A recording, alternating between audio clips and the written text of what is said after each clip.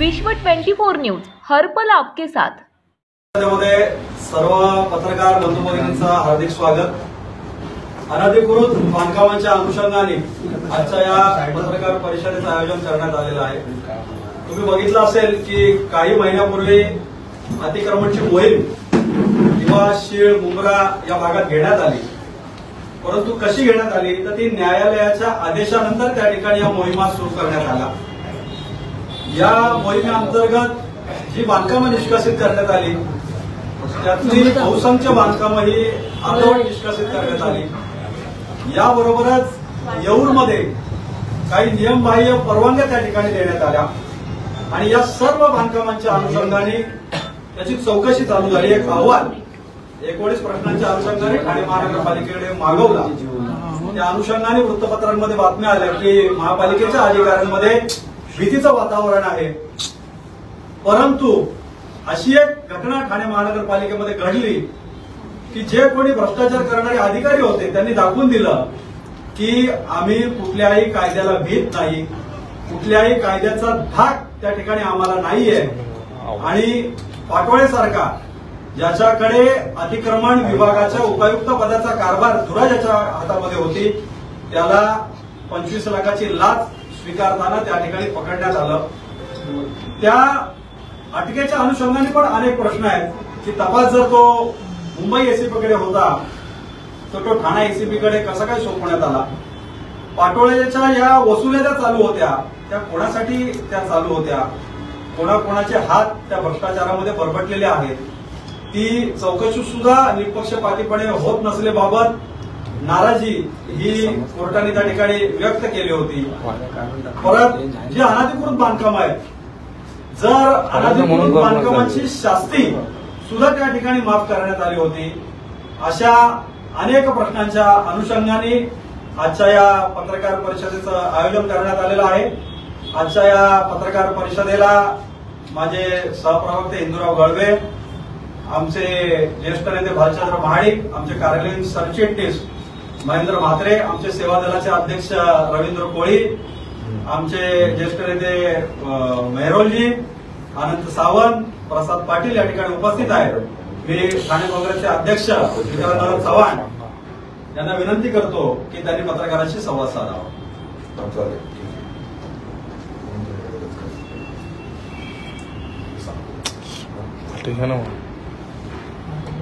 सर्वांना नमस्कार। आजची प्रेस कॉन्फरन्स ही मुळात अनधिकृत बांधकाम आणि अनधिकृत बांधकामात जबाबदार असलेले अधिकारी यांना असलेलं राजकीय अभय आणि अनधिकृत बांधकामांवर सद्य परिस्थितीमध्ये थंडावलेली कारवाई याच्या अनुसरून आहे।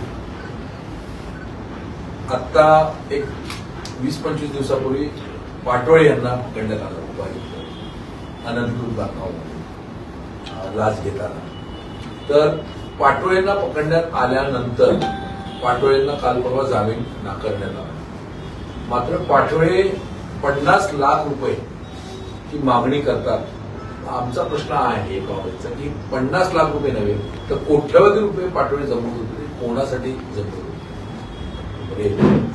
नंबर 2, राहुल पेगेने सांगितलं एसीपीचा तपास आज मुंबई एसीपीने पकडण्या एवढी ठाणे एसीपी ही कार्यकुशल नव्हती का? आणि त्यामुळे तक्रारदाराला मुंबई एसीपीकडे का जावं लागलं? आणि मुंबई एसीपीकडे गेल्यानंतर सुद्धा जर तो तपास ठाणेकडे वर्ग करण्यात आलेला आहे तो कोणाच्या दबावामुळे वर्ग करण्यात? तसेच न्यायालयाने जे तासिरे ओढलेले आहे की त्यांचा सॅम्पल घेण्यात आलं नाही, त्यांच्या झडतीमध्ये काय भेटलं हे केलं नव्हतं, त्यांच्या मोबाईलमधले फोरेन्सिकला पाठवल्यानंतर मोबाईलमधले सीडीआर समोर ठेवले नाहीत, कोणाकोणाला त्यांचे फोन जायचे, कोण त्या दिवशी कोणाकोणाशी फोनवर बोलतात, त्यांना कोणाचे फोन यायचे, हे सगळं जर समोर ठेवलं नाही तर न्यायालय म्हणाला आम्ही जामीन देणार कसा आणि कशाच्या आधारावर? हा एक मुद्दा आहे। तिसरा मुद्दा आहे की आमचा स्पष्ट आरोप आहे की याला शासन पाठीशी घालतंय, पाटोळेंना पण शासन वाचवतंय आणि अनधिकृत बांधकामांच्या पाठीशी पण शासन आहे। मग शासन म्हणजे मुख्यमंत्री आणि दोन्ही उपमुख्यमंत्री। याचं कारण हे आहे की काल परवा अनधिकृत बांधकामांवरची शास्ती पण माफ करण्यात आली। आत्ता महिना दीड महिन्यापूर्वी, ही शास्ती कोणाच्या दबावाखाली माफ करण्यात आली?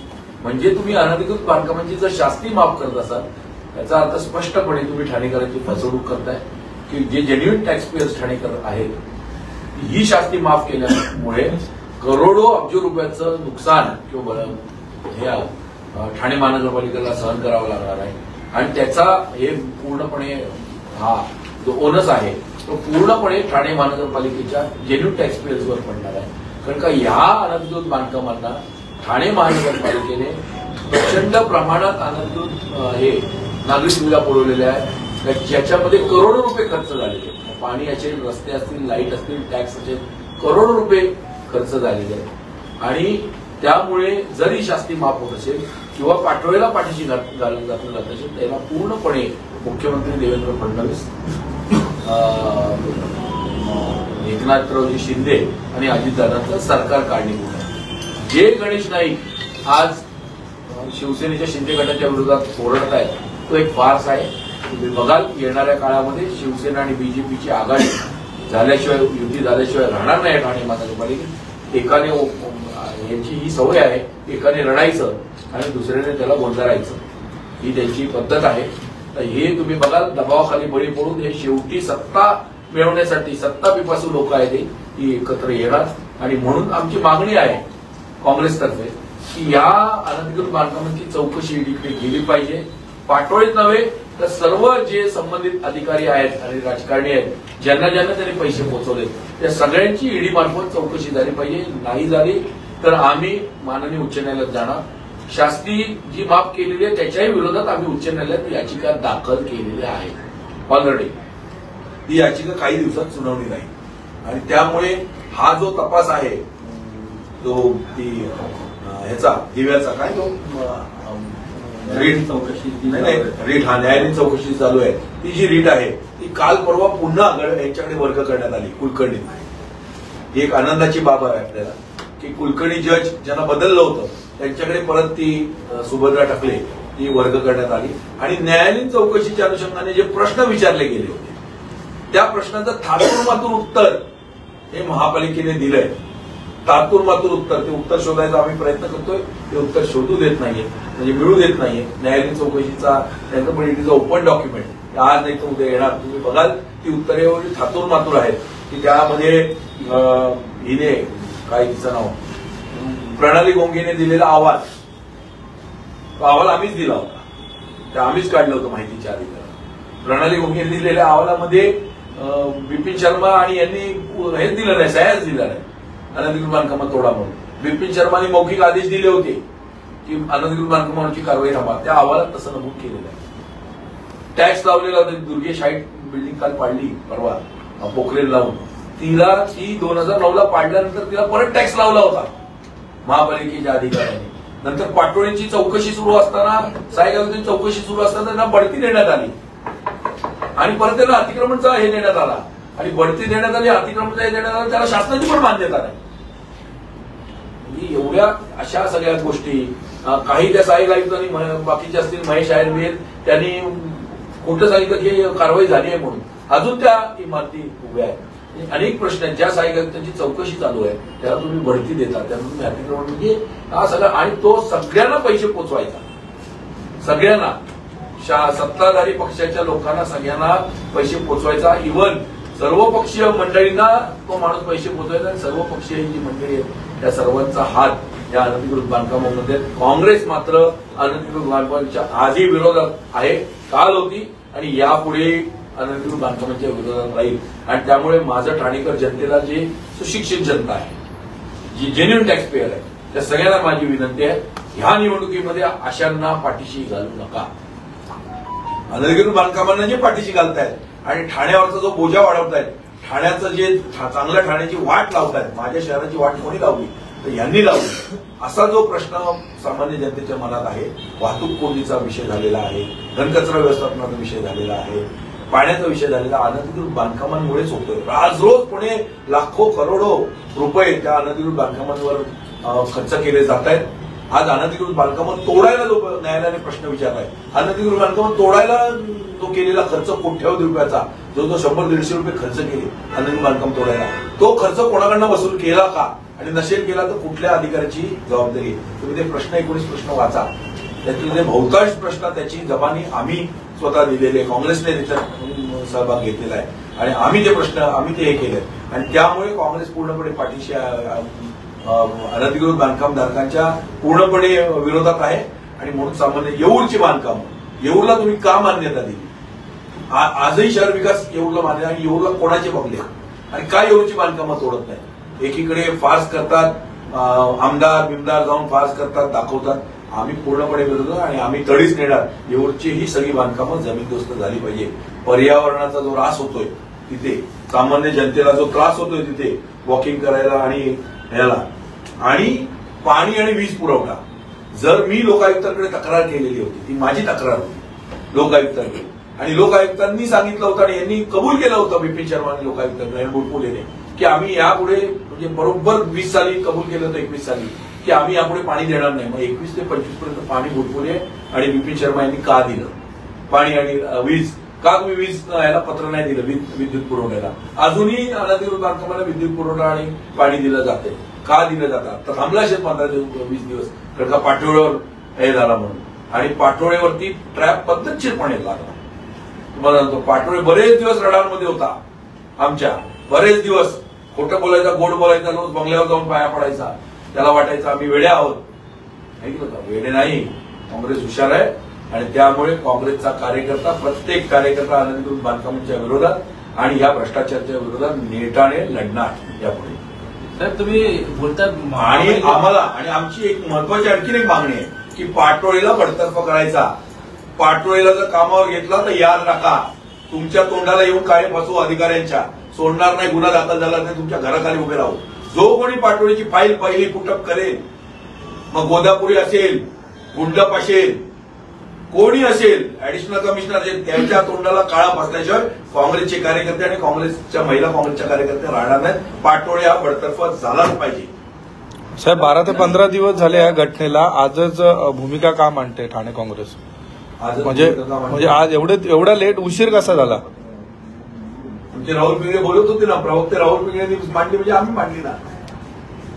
न्यायालयाच्या निर्णयाचा वाट बघत होतो ना आम्ही. न्यायालयाच्या निर्णयाचा वाट बघत होतो. न्यायालयाने आज पहिल्यांदा एसीबी मध्ये पहिल्यांदा जामीन फेटाळलाय. आतापर्यंत जामीन फेटाळण्याची पद्धत नव्हती. ट्रॅप जरी झाला तरी 7 वर्षाखालील सजा आहे आणि 7 वर्षाखाली मॅन्डेटरी आहे. सुप्रीम कोर्टाचे गाईडलाईन्स आहे की मॅन्डेटरी देणं गरजेचं आहे 7 वर्षाखालील, असं दिलेलं आहे. असं असताना न्यायालयाने जर जामीन फेटाळला म्हणजे न्यायालयाने काहीतरी निरीक्षण केलं असेल ना.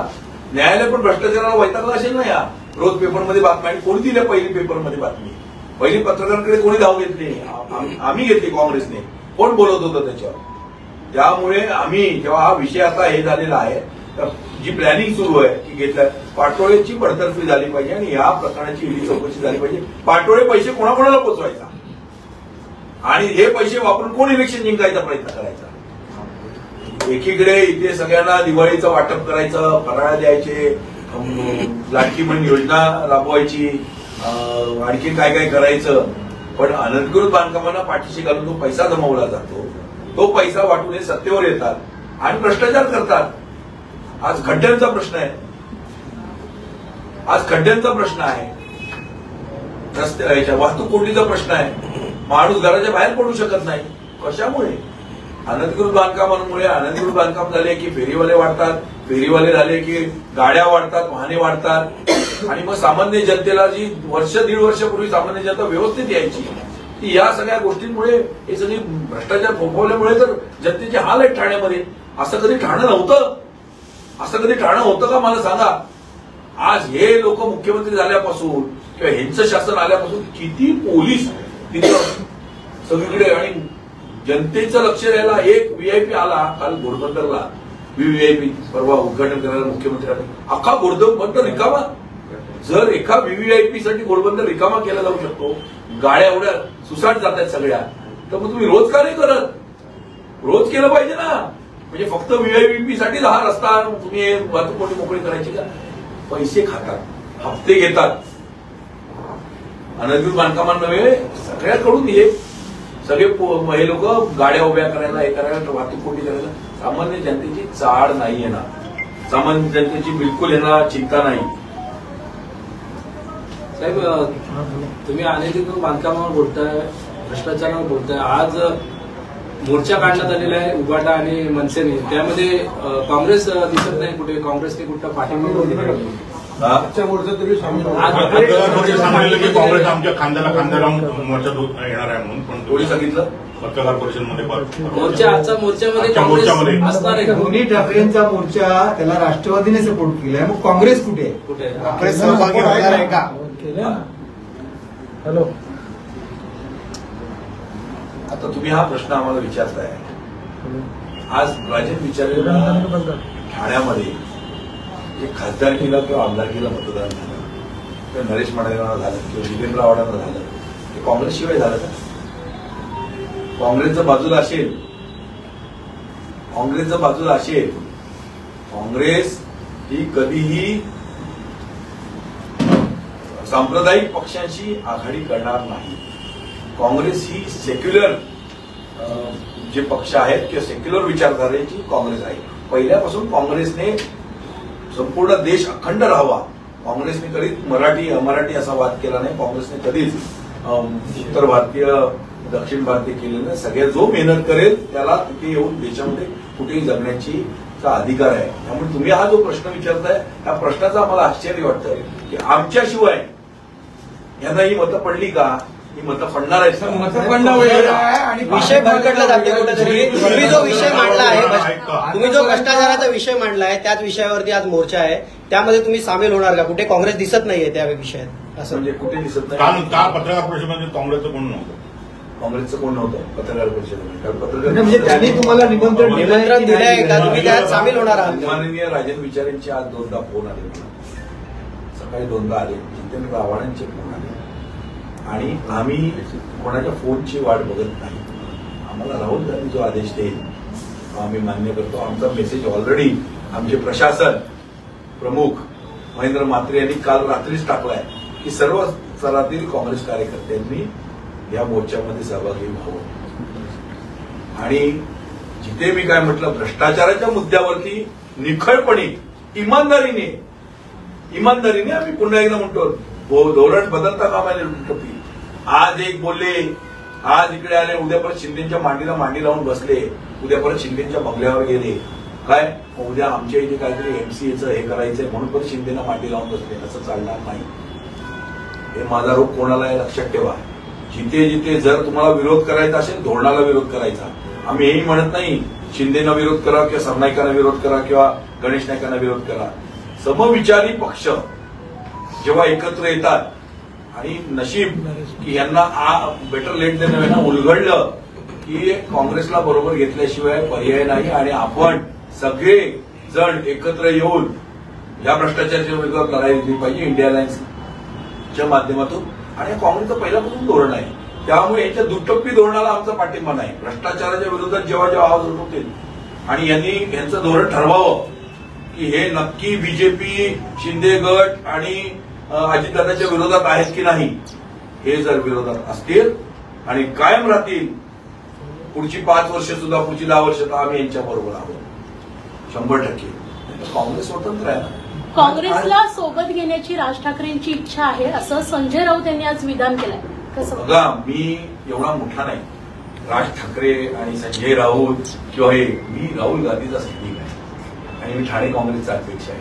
ठाणे काँग्रेसची भूमिका मी त्यांच्यासमोर मांडणार की माझं काय म्हणणं आहे, आपण एकत्र येऊन भ्रष्टाचाराच्या विरोधात लढूया. दुटप्पी धोरण नसावं. काल लगेच एकनाथ शिंदेने काय मदत केली किंवा मुख्यमंत्र्यांनी काय मदत केली आणि मला लगेच त्यांची बाजूने नो, आम्ही मदतीचे भिकेले नाही. एक तर मी जातीवंत मराठा आहे, परंतु माझ्याबरोबर बसलेले सगळे बहुजन समाजातले आहेत. बरोबर आहे. ओबीसी पण आहेत, मुस्लिम पण आहेत, बीसी पण आहेत, आंबेडकरी जनता पण आहे. आम्ही सगळ्यांना बरोबर घेऊन चालणार. फक्त दुटप्पी धोरण नसावं. एक तर भ्रष्टाचाराच्या विरोधात बोला, नाही तर मग त्यांचे पैसे घ्या, त्यांची मदत घ्या आणि घरात बसा. त्यांना आम्ही साथ देणार नाही. अशी ढोलकी वाजवणाऱ्यांच्या मागे आम्ही जाणार नाही. आज जाणार, आम्हाला निमंत्रण आलं, आज जाणार आम्ही. पण आम्ही बजावून सांगतो की एकला चलो रे जर तुम्ही बोललात तर आम्ही सक्षम आहोत. काँग्रेस अटला अंडर करंट आहे, काँग्रेसची मतं आहेत, स्वतंत्र मतं आहेत. मग आम्ही हे बघणार नाही की सत्तेसाठी सगळ्यांच्या बरोबर घेऊन हे वाढवायची, तिकिटा वाढवायचे की सीटा वाढवायच्या नाही. आम्ही 2 आज विक्रांत चव्हाण एकटा होता, पण अख्ख्या 131 नगरसेवकांना अंगावर घ्यायचा. आमचे काँग्रेसचे 5 नगरसेवक आणि आम्ही एकला चालवले पण जाऊ, असं काय नाही. आमचे काँग्रेसचे 5 आले तरी आम्ही भ्रष्टाचाराच्या विरोधात नेहमी बोलत राहू. आम्हाला असं कळप हे करून आम्हाला आमचं सवय नाही. शेर अखेरा चालत आहे, लक्षात ठेवा. वाघ एकटा चालतो आणि वाघ कधीच म्हातारा झाला, भूक लागली तरी गवत खात नाही. गवत म्हणजे कोण? पाटोळे. तुम्हाला सांगतो, हा आम्ही गवत खाणारे नाहीत. हमको जब भूक लगे तो हम छीन के खाते हैं. आम्ही कोणाच्या ओंजळीने पाणी. सर, दुटप्पी भूमिकेचा नेमका रोग कोणावरती आहे? सगळ्यांवर जो दुटप्पी भूमिका घेत त्याच्यावर. आता उद्या जर नरेश मस्के जाऊन गणेश नाईकांच्या पाया पडला किंवा गणेश नाईकांनी सरेंडर झाले तर ती दुटप्पी भूमिका झाली ना. उद्या जितेंद्र आव्हाड जर एकनाथ शिंदेबरोबर गेले, युतीचा विषय वेगळा आहे, महाविकास आघाडी किंवा इंडिया आघाडीचा विषय वेगळा आहे. जेव्हा राजकीय तुमचा रोग कुठेतरी तुमच्या इंडिया विकास आघाडीच्या याच्यावरतीच होता, त्याच्यावरती तुमची भूमिका होती. माझा रोग ठाण्यातील विविध पक्षांच्या भूमिकेवर आहे. मी काय म्हटलं, समाजाचं जेव्हा हित तुम्ही उरी बाळगता तेव्हा समाजाच्या हितासाठीच तुम्ही काम केलं पाहिजे. जे योग्य असेल त्याला योग्य म्हटलं पाहिजे, जे विरोधात असेल. मॅरेथॉन जनतेच्या स्पोर्ट्समन्सच्या याच्यासाठी आहे चांगली, तर आम्ही मॅरेथॉनला पाठिंबा देणार. परंतु त्या मॅरेथॉनमध्ये सामील होताना आम्ही हे बघणार नाही की ती मॅरेथॉन वरती स्टेजवर कोण आहे. ती मॅरेथॉन जनतेची आहे. परंतु त्याचा वापर जर चुकीच्या कामासाठी कोण करत असेल तर त्याला आमचा विरोध आहे. आणि ऐका, त्यामुळे जो दुटप्पी भूमिका गेली ठाण्यात त्या गोष्टीला आमचा. सर, इंडिया विकास आघाडीचा विषय चालू होता तेव्हा तुम्ही दुटप्पीका भूमिका केलेली, त्याच्यावरती आमचं हे नसणार असं तुमचं वक्तव्य. मात्र तुम्ही आता हा विषय जो कोणी मनात दुटप्पी भूमिका ठेवून आमच्याशी युती करायला, आघाडी करायला बघेल किंवा दाखवायला विरोध करेल शिवसेना आणि भाजपाला, त्यांच्या बरोबर आम्ही जाणार नाही. प्रामाणिकपणे मान पान बाजूला ठेवून, इगो बाजूला ठेवून व्यवस्थित समान वागणूक देईल आणि जो रिस्पेक्ट देईल, give respect, take respect. Okay, त्याला तक्रारदाराने ठाणे पोलिसांना तक्रार न देता मुंबई पोलिसांना दिली. काय वाटतं, ठाणे पोलिसांना का तक्रार त्यांनी दिली नसेल यावर? कारण ठाणे पोलिसांनी तक्रार घेतलीच नाही. ते राजकीय दबावाखाली आहेत बंगल्यावाल्यांच्या. कसे देतील? आमच्या विरोधात द्यायला सांगा, लगेच आत टाकतील. खोटी असली तरी लगेच आत टाकतील. आणि नको ती कलम लावतील. तर पीपी सगळे सामील आहेत. सगळेच सामील आहेत. ठाणा पोलीस पूर्ण दबावाखाली आहे. ठाणा प्रशासन आयुक्त मला बोलतात स्वतः. काय करायचं मला काय समजत नाही. मी डम झालो. पाटोळेचे वकील म्हणतात पाटोळेंनी पैशांना हातच लावलेला नाही. पाटोळेचे वकील म्हणतात पाटोळेंनी लाचेच्या रकमेला आग लागल्याशिवाय दूर येतो का? आग लागल्याशिवाय दूर येतो? धूर जेव्हा दिसतो तर आग लागलेली नसते. ती आग विझवायचा प्रयत्न जरी केला, पाणी टाकलं तरी धूर येणार ना. म्हणजे धूर आला म्हणजे आग लागली होती. पाटोळे काय कमी डॅमेज आहे? 1 नंबर डॅमेज पाटोळे. पाटोळे नव्हे, सगळे अधिकारी जेवढे होते मागचे सगळेच अधिकारी. नावं घ्यायला सांगितलं तर नावं घेऊन टाकेल सगळ्या अधिकाऱ्यांची. मी काय कोणाला घाबरत नाही. कोणाचा आम्ही ओंजळीने पाणी नाही पियालो. जेवढे अतिक्रमणला अधिकारी होते ते सगळे सामील होते या अनधिकृत बांधकामांमध्ये. घनकचऱ्यावाले पण सामील होते. का कचरा जाऊन उचलायचे अनधिकृत बांधकामांचा? अधिकृतवाल्यांचा, सोसायटीवाल्यांना सांगायचे तुमचा प्रकल्प सुरू करा. आणि अनधिकृत इमारती आणि हॉटेल्स जेवढी येऊर, घोडबंदर, मुंब्रा बिमरा सगळे आहेत आणि बिल्डिंग आहेत त्यांचा जाऊन कचरा उचलायचे तात्पुरत्याने. घाणीतून पण पैसा गोळा करणारी ही मंडळी काय मला तुम्ही सांगता? पाटोळीला बडतर्फ करा अशी मागणी तुम्ही करता. 210%. सध्या ते निलंबित आहे. निलंबनामध्ये बडतर्फ करू शकतात ना 167. काँग्रेस काय वेगळी काय वरिष्ठांकडे तक्रार? आम्ही तक्रारी देणार. ते वरिष्ठ काय आहे ते मुख्यमंत्री सगळे सामील आहेत. ते पाटोळीला वाचवायला बघते. आम्ही न्यायालयात जाणार. आम्ही तक्रार आयएस ऑफिस बघा, आयएस बडतर्फ करतो. आयएस बडतर्फ करतो आणि शासनाकडे पाठवतो. शासनची चीफ सेक्रेटरी किंवा युडी सेक्रेटरी बडतर्फीला मंजुरी देतात आणि ते मुख्यमंत्र्यांकडे पाठवतात आणि मुख्यमंत्री राज्यपालांकडे जीआर पाठवतात जसं शासनी माफ केली. त्यामुळे आम्ही आयएस ना देणार आणि आयपीएस ना सांगणार. आम्ही जे चीफ हे आहेत, आयजी आहेत, इन्स्पेक्टर जनरल किंवा डीआयजी, पोलीस महासंचालक, त्यांना सांगणार याची ईडी इन्क्वायरी करा. आम्ही ईडीला पण देतोय. की या सगळ्या मुद्द्यांवरती ईडीने चौकशी करता गुन्हा दाखल झालाय, गुन्हा दाखल झाल्याशिवाय ईडी चौकशी करत नाही. आता गुन्हा दाखल झाला, ईडीने स्वतः चौकशी करावी. कोणाचे फोन आले, काय आले. एस एस शिंदेने ताशेरे ओढलेच ना, ऍडिशनल सेशन जजने ताशेरे ओढले. तुम्ही काय झोपा काढत होतात का? तुमचा आयोग लपून बसलाय तिकडे मागे. आयोगला इन्व्हेस्टिगेशन शब्द वापरता येत नाही, बोलता येत नाही. बोलले स्वतः तिथे सगळ्यांसमोर. मग माननीय उच्च न्यायालयाने ताशेरे ओढले. आयुक्तांना बोलवलं होतं नंतर तिथे. इथे चौकशीला आयुक्तांना बोलवलं न्यायालयीन चौकशीला. मस्त पद्धतशीर काम धंद्याला लागलेले आहे. अनधिकृत बांधकामांमधला पैसा आता थांबलेला आहे. आता नवीन शोधकार्य चालू आहे. नगर शहर विकास, बांधकाम खातं, घनकचऱ्यामधून पाण्यामधून कुठे पैसे मिळतात का ते गोळा करतील आमचे मित्र हरेश, नरेश, सुदेश आणि मग ते आणि हे बिल्ला रंगा आणि मग महापालिकेत परत खर्च करतील आणि प्रयत्न करतील 10, 15, 20 सीट वाढवायचा. राज्यातील महत्त्वाच्या आणि आपल्या भागातील ताज्या बातम्या पाहण्यासाठी आजच आमच्या विश्व 24 न्यूज चॅनलला यूट्यूबवर सबस्क्राईब करा आणि बेल आयकॉन प्रेस करा.